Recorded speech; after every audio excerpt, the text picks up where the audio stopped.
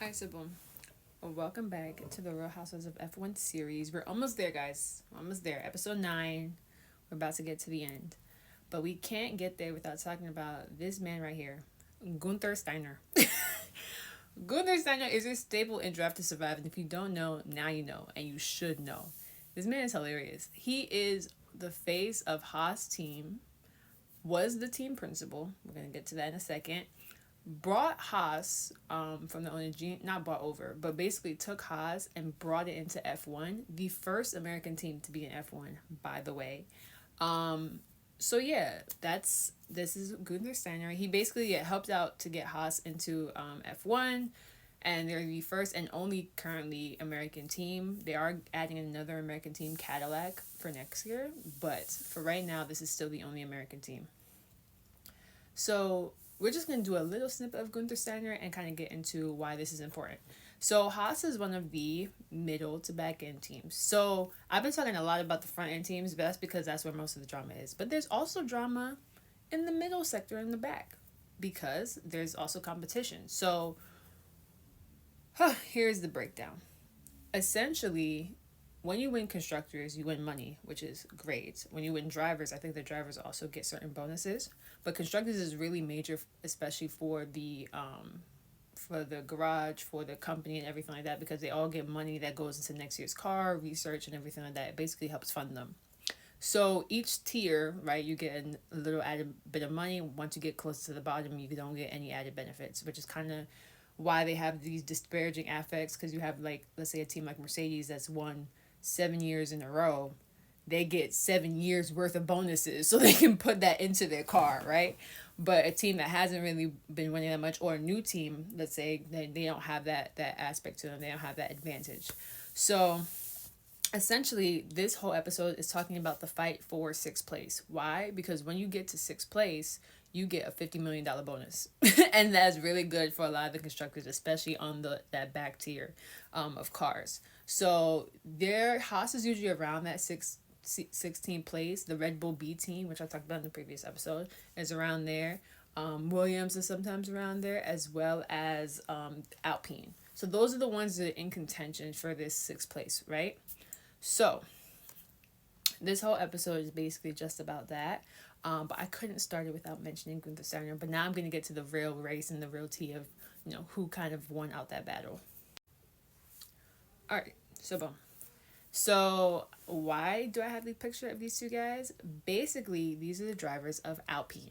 So Alpine, I kind of mentioned them a little bit beforehand, but like again, I said they're kind of another midfield team.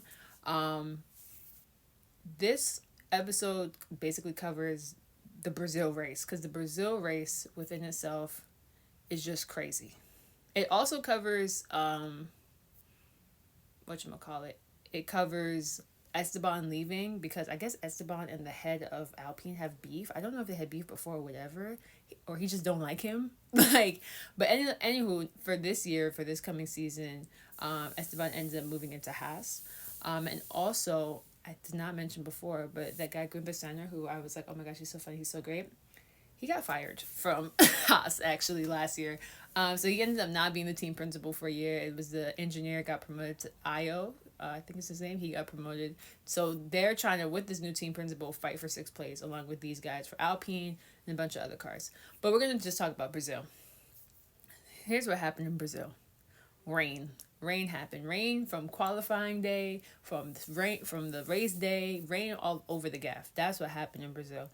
And so when they had qualifying, I think the Alpines ended up qualifying really, really well. Something with their car, the grip, it was just really great in rain. And they ended up being like second or third or something like that, or first or something up there. They ended up being up there, which they're usually not. They're usually 12th, 13th, like they're usually towards the back. So we start in Brazil. Rains hard. Both Esteban and Pierre, first and second. They ended up going first and second. Their cars were just zooming through, cutting through all the McLarens and everything. So they ended up being in first and second, and then you get a red flag because, guys, it was really bad. They had like some rookies out there. The rookies couldn't stay on the track. Like Lando, they have a clip of Lando being like, guys, like I feel like I'm about to die, like I cannot see. So like imagine you're going 200 miles per hour in a car and it's raining so much you can't see. They still had to keep driving. Like the people were like, yeah, just keep it on the track.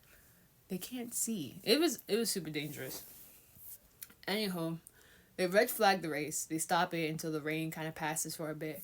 Once it starts cooling, calming down a little bit, it still was drizzling, but it wasn't as hard as it was before. Get back on the track, right? The track is still wet, so they still have the advantage. They get back on the track. Basically, they end up getting a double podium. I'm not gonna say who wins because they talk about that in the next episode, and I'll tell you. I'll let y'all simmer and save it for the next episode. But they get podium, and because they get a double podium, so it's not they both got second and third essentially. Double podium, beautiful race ran by Alpine. They ended up jumping like 30 something points because when you get second and third, it's like 18 points and like 12 or something like that. They ended up getting like 30 points, and it jumped them up from eighth to sixth. So they basically ended up from one race helping their team get a $50 million added bonus for the next year. Just a beautiful story. It was kind of, I like the story because when you watch the race and you heard like the whole drama behind it is really cool.